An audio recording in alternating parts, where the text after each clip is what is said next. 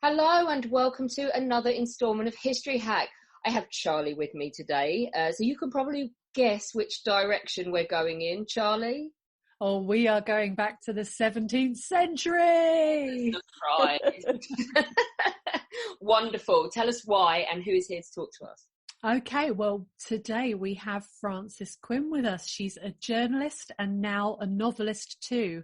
Her debut novel, The Smallest Man, was published by Simon & Schuster earlier this year to rave reviews, and she's very kindly agreed to come and talk to us about it today. Hello, Frances. Hello, thank you for having me. Oh, this is going to be brilliant. So we have had small mention of this man because we spoke to John Wolfe about freak shows, Victorian freak shows. He spoke to us a little bit about the history behind it, but we're actually going back to speak about Jeffrey Hudson. The Smallest Man is based around this real-life character at the court of King Charles I. So who was Jeffrey Hudson and how much do we know about him?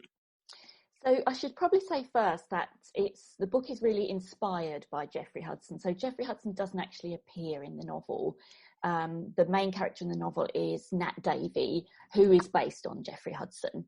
So Jeffrey Hudson, like a lot of characters that are sort of on the edge of history, we know bits and pieces of his story. So we know that he was born in Oakham, in Rutland. We know that he was presented to Queen Henrietta Maria in a pie. And what I found interesting is that obviously, he was presented to her as a kind of human pet. She had other people with dwarfism at the court, and she had a kind of human animal menagerie with dwarfs and a giant and monkeys and dogs. But what was interesting about Jeffrey is that years later, when she went off to Holland to drum up arms and ammunition for the Civil War, he was still with her. So there was obviously more to the relationship between them than just this thing of him being a human pet. So we know that. We know he was there. We know he was there when she came under bombardment in Bridlington.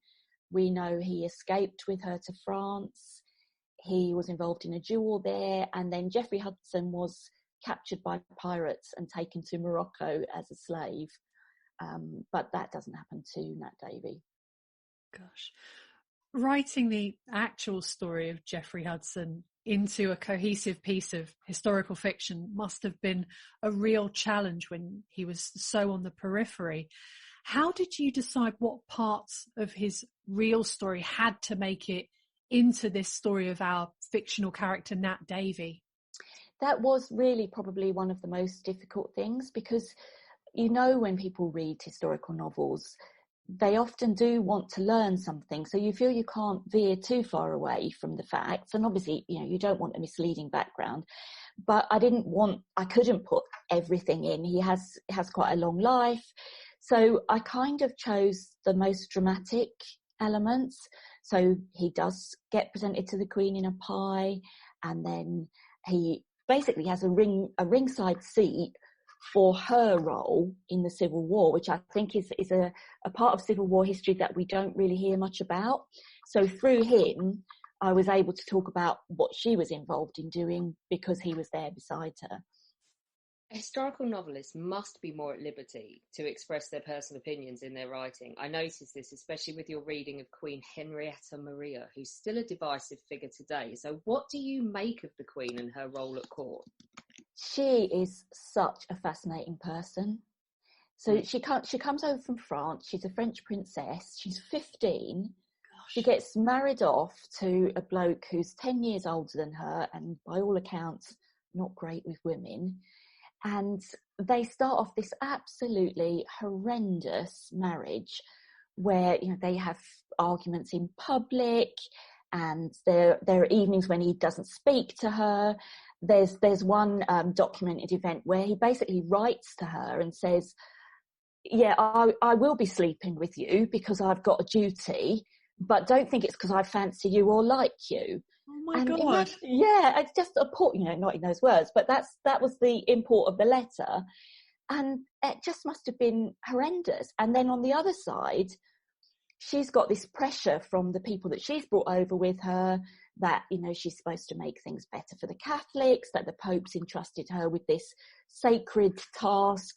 The Catholics are persecuted. She is supposed to persuade the king to change the laws. So she's got them in one ear, and then him being really horrible in the other ear, and then the Duke of Buckingham stirring the pot to keep everything bubbling. And she's 15 and she's homesick. She barely speaks any English. So this is how she starts. And then from there, she becomes this woman who was very, very involved in the Civil War struggle. She's the person, she goes off to Holland. She teaches herself or learns about arms and ammunition so that she can buy the right things for him. She brings them back. She comes under bombardment. There's this series of events where when she's finally got all the arms and ammunition, she comes back from Holland. They land at Bridlington. They come under bombardment in the middle of the night and have to shelter in a ditch in the snow all night long. And then they take these arms and ammunition down to Oxford, where the King's headquarters, and she basically leads the men. She sits outside with them, eats around the campfire, and she just becomes transformed into this incredible character. And I was really interested to know how that had happened, because I don't think that's really explained in the history books. Gosh, do you think that's why she became so divisive? Because she was involved and, you know, and outspoken and Catholic? Very much so. I mean, I think you see it sometimes with male leaders now. You know, almost the worst thing you can say about a president or a prime minister is, you know, the wife behind the throne. Look at Hillary Clinton when Bill was president. How much of this is coming from her? And I think it's probably a similar thing that Russian Empress in World War One. Anyone? Yeah, exactly. And I think, you know, because she was Catholic and Catholics were so hated, people were terrified that she was going to turn him Catholic. And then some of the things he did made them think that might be happening. So yeah, she was an incredible hate figure.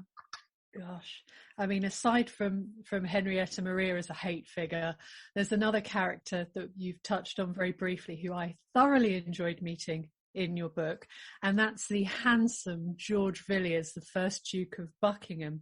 Now, It was interesting reading The Smallest Man, because in very quick succession I read 3 novels in which he popped up.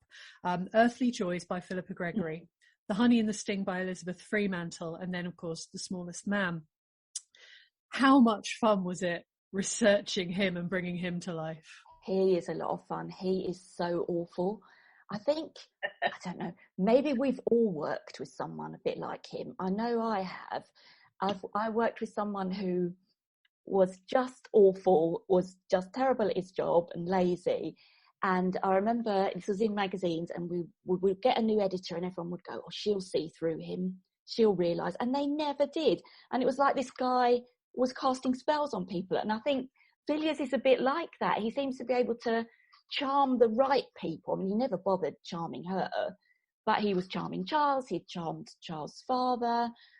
Obviously, there were allegations that they were in a sexual relationship. And yeah, I think he was just a guy who would do whatever it took to come out on top. And there was a point where half the country believed that actually he was in charge. It was funny because before they were accusing her of being the power behind the throne, they were accusing him. So poor old Charles, everybody thought he was being pushed around by just about anybody. And he probably was. And it wasn't until Buckingham was assassinated, I don't think there's too much of a spoiler to say that on the history podcast, it wasn't until his assassination that the relationship between Charles and Henrietta Maria really changes for the better. Exactly. And I thought that was really interesting. And again, I never found an explanation for that. I mean, it was obvious that once he was out of the picture, or until he was out of the picture, she didn't stand a chance. She wasn't going to be let in. But somehow she must have found a way to almost become for Charles what Buckingham had been. His sounding board, his guide, the person who said, oh, you're so clever, you're so marvellous. And somehow she did that. And so I had to think of a way that might have happened. And in the book, Nat Davey, the main character, is very involved in that. He's the one who gives her advice and says, try it this way, try that. And it works. Of course, we've got no way of knowing whether Jeffrey Hudson was secretly their marriage guidance counsellor, and I suspect not. But something happened there. Something made the change. It's incredible when you start looking at the lives of these people at this time. There's always the slight litmus test on how a relationship's going, and the fact that there was no sniff of a pregnancy from Henrietta Maria until Buckingham's gone. And apparently she was always claiming that it was a saint's day and it wasn't possible to sleep together.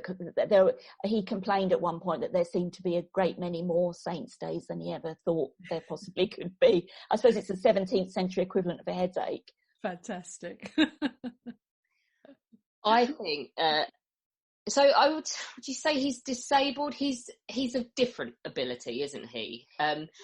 But this is something that we don't see often in history books, is it? I think it's fair to say that disabled people have been marginalised in history, and we don't read about them and how their lives were and how they were perceived. Based on the books we read at the time and the bodice rippers we see on the screen, there's just no room for them, which is shocking. So I love that you've wanted to explore this sort of forgotten angle of history and talk about someone who was different. Did you find anything that surprised you when you were researching him? I think what did surprise me was the friendship that obviously did grow up between them. I mean, as I say, we don't know the details of the fact of the relationship, but the fact that he was there over all those years. She didn't take any of the other dwarfs to Holland. She didn't take them when she escaped to France. So there must have been some kind of friendship and trust between them. So that surprised me. And then I guess sadly what surprised me was you would hope that things had changed a lot since then. And obviously researching the book, I got interested in dwarfism and how people with dwarfism are looked at these days. And there's a guy that I follow on Twitter, and he would often say that, you know, he'd be out walking down the street and people would video him. And that's what surprised me, that's kind of the equivalent of Nat being a human pet in a way. That things really haven't changed as much as we would like to think. And that was one thing that I hope people will take from the book. I think if you have spent 300 odd pages in Nat's head, you might think twice. I mean, most people are not going to video people with dwarfism, but people will do the sideways look that they think isn't noticed. Oh, well, he's a dwarf. He must be used to people looking at him. Well, no one is. No one ever is. No one ever gets used to that. You're ruining their day. And I hope it might just make people think, oh, that's a bad idea.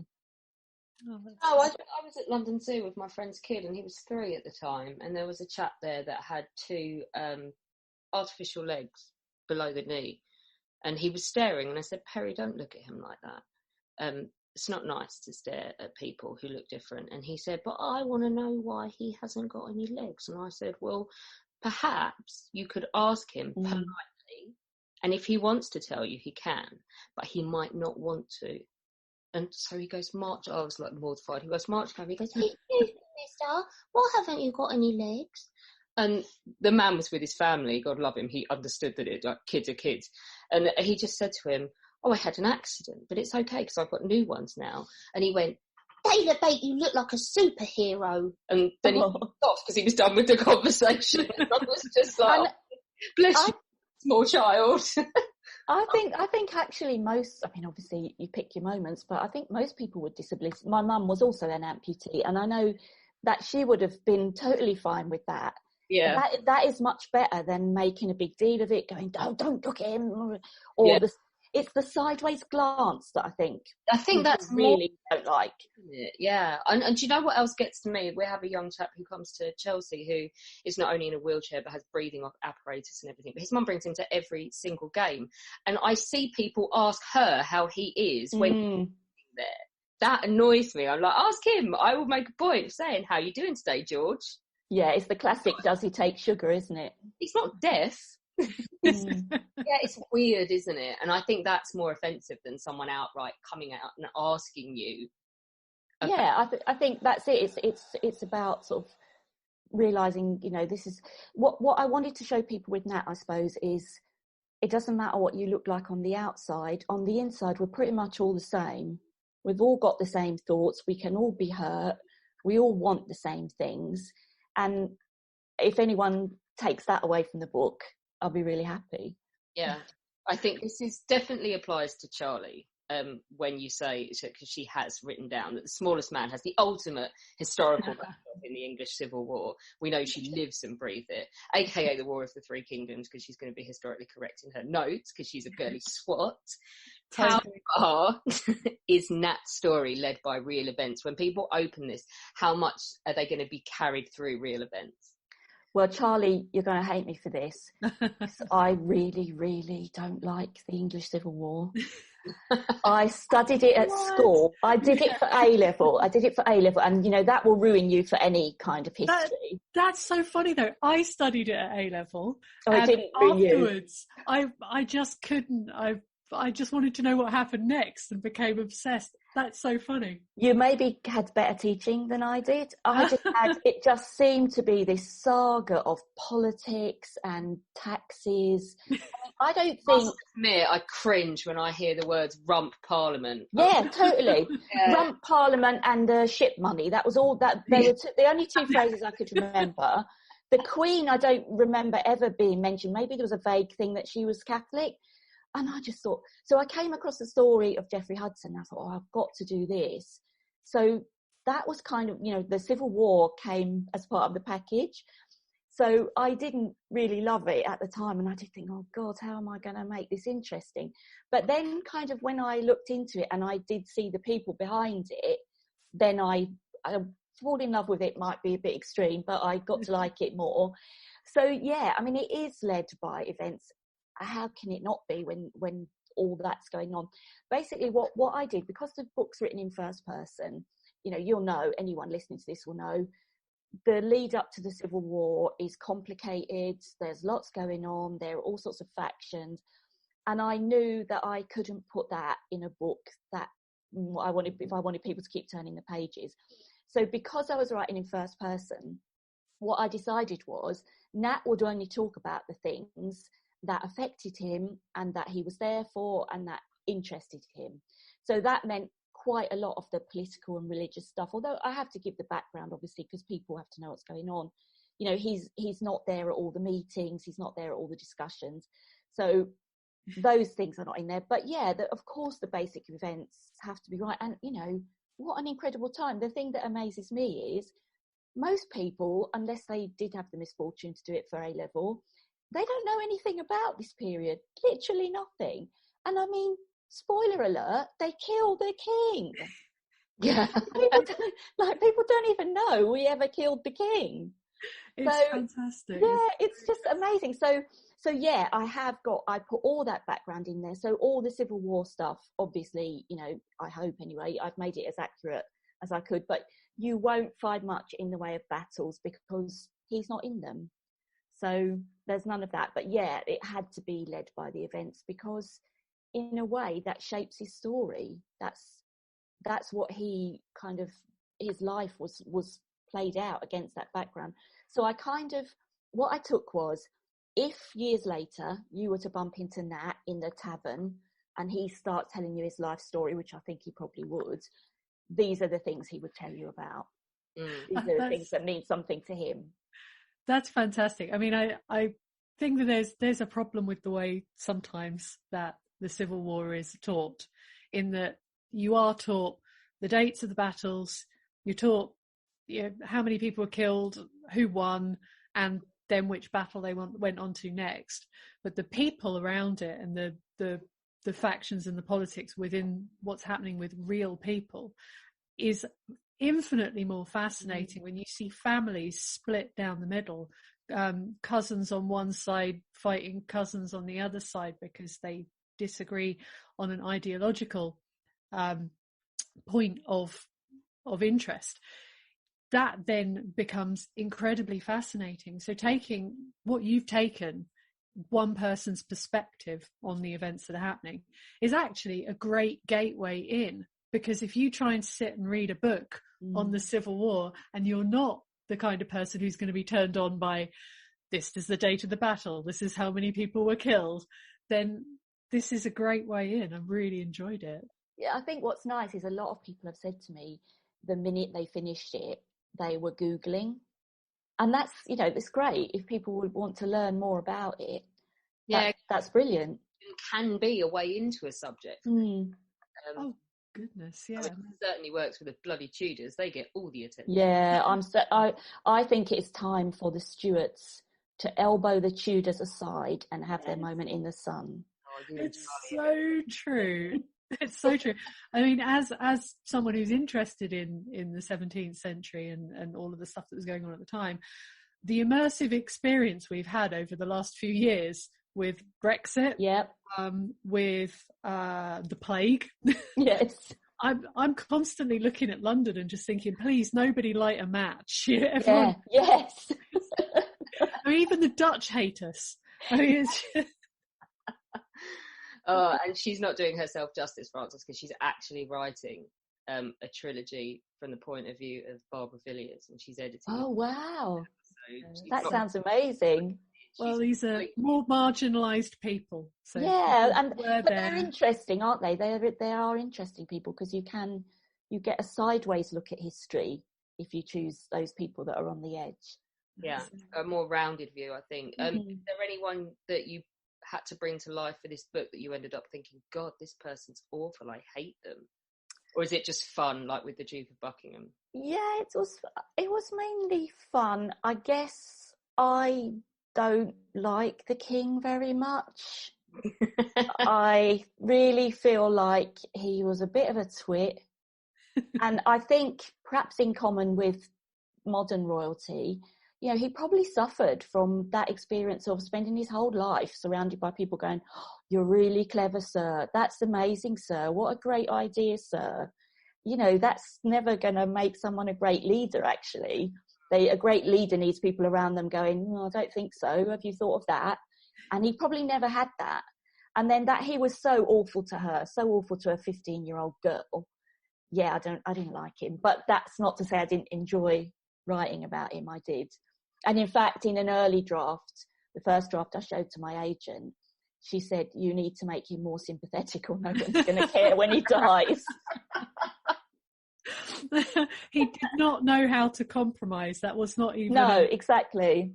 Did not even occur to him that he could work with Parliament. And also, I think, you know, he just had this very inflated idea of his own intellect. He thought he was this wily leader who could, you know, get round people. He could play them off against each other, and he was rubbish at it. I was giving a lecture on Kaiser Wilhelm II last night and saying exactly the same. There's a lot of it about. That's the trouble. And this is the fun of being a historical novelist rather than being a serious non-fiction historian, is you get to have opinions on these people. So you can look at all of the available information and then say, I think Charles was a terrible pick. And you can bring that to life through your work. Yeah, that is the joy of it, that you don't, you know, I don't have to present a different perspective on him. I don't have to be fair to him, actually. I just have to do what I would do if I met someone in real life. That's what we do. We meet people and we judge them on what we can see, and two people might come to a completely different conclusion. And in fiction, that's the fun of it. You can do that. I think it's really interesting saying that, you know, we do look at people and judge them, when actually the central premise of the whole book is that we shouldn't. It's the fun of doing historical fiction, though, isn't it? It just, you don't have to be right. But I know that when I do historical fiction, I spend a lot of time arguing with myself. And I know Charlie will do this, but I don't know if you do, Frances, where you like, this is possible, so I can put it in, but it wouldn't have happened. And then like go, just let go, you fool. It's okay. And they're going, oh, but no, I can't because it's not real. And then the other shoulder's telling you, yeah, but there's a story, just make it up. Definitely. No, I definitely had that. I mean, there is, again, as you said, it's not a spoiler on a historical podcast to say that Villiers was assassinated, but actually the scene just before that, I've made up. It's something that we know didn't happen because we know the King and Queen weren't in Portsmouth that day, but I felt it's something that could have happened if they just decided to go there. Then the conversation I show, which is not with them, could have happened. The conversation between Nat and Villiers could have happened. So that was kind of my rule, really. I had things that maybe were not documented as happening, but on the basis of what is documented, feasibly might have happened.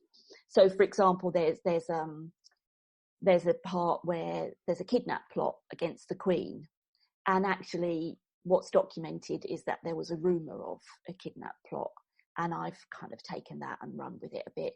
But there was a rumour. At that time, communications weren't great. So I felt, this could have been taken a bit further. So I use that kind of creative license. I think you can't go too far because it annoys people. And I did always... If you'd have had him, like, going to the moon... would have been a bit awkward. Isn't there? But I think we all stress ourselves out completely unnecessarily with where the line is. And the funny thing is, I dreaded all along somebody saying, "Oh, this is not historically accurate," far more than I dreaded someone going, "This is a really boring story." And that's the wrong way round. I know. And then you sit there and you think, hang on, the Crown, the Tudors. Yes, exactly. About accuracy. I mean, the one I always thought was, what's it called? The Scottish film, Braveheart. I mean, that's completely nonsense. And, and all the World War II.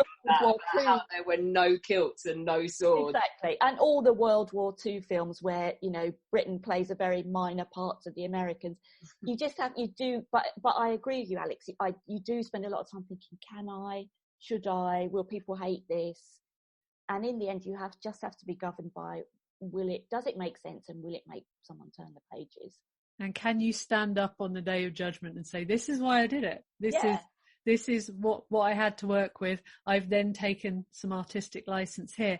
And artistic license is actually so much more interesting at the moment. I mean, the first thing that's coming to my head is the film recently about Mary Queen of Scots, where she meets and has a conversation with Elizabeth I, which we know didn't happen. People went nuts, didn't they? Really and then crazy. Obviously all the blokes went nuts because there was a reference to a period as well. Yeah. But it was interesting, and it was great art. And Shakespeare wasn't particularly interested in the historical accuracy of his work, but it's great art. And I think that's where the historical novelists can justify themselves and sleep at night. Yeah, and I think I do have an author's note at the end where I explain some of the things that are true and some of the things that are not. And I had that author's note in the back of my head the whole time. And I don't think it did in the end, but it was always going to begin, "This is not a history book."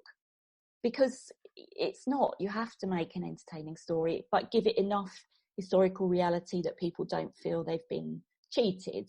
It's a brilliant book. It's a great romp. Oh, thank you. And some of the things that Nat Davey gets up to, and some of the things that we see through his eyes are just incredible. I mean, he even learns to ride a horse. Yes, he does, which I've never done, so that was quite tricky. And yeah, he has a lot of adventures, Nat. I wanted him to be quite a blokey bloke, because the title, The Smallest Man, part of that is about the fact of what is a man. He has in his mind that men are big and strong, and he's small and weak, and so does that make him not a man? So a lot of his struggles are to prove that he's a man like any other. So I wanted him to be quite blokey. There are times when people disrespect him, he doesn't want to have a debate with them. He wants to punch them on the nose. That's who Nat is. Amazing. Yeah, he really is. He's such a great character to spend time with. And I sort of wanted all these things for him, and it's a very satisfying book. I really, really loved it. Thank you. Frances, thank you so much for coming on to talk to us about The Smallest Man. It is out. It is definitely available in our bookshop. There it is. Holding it up gloriously. And yes, buy it from us, because then not only do we take money away from Amazon, who are monsters, but we also make sure that Frances gets paid and History Hack gets a cut as well, which is very exciting for us, the idea of any kind of recompense for working for History Hack. So much. Thank you for having me. I really enjoyed it. Don't forget that we do exist on Patreon as History Hack and on Patreon as well, which is Podbean's own version. Alina and I have had massive fun doing this in 2020, but life's going to change quite a lot next year and we're going to actually have to go and earn a living, etc. If we want to keep up the regularity that we've been bringing you and the kind of guests that we've been bringing you and the workload, then we will need your help. So if you join... There's going to be incentives for joining on either of those platforms. We're revamping ourselves on both of them. So don't forget to go in. You can do as little as $1 a month and it all goes towards keeping up History Hack as regular as we've been able to bring it to you this year.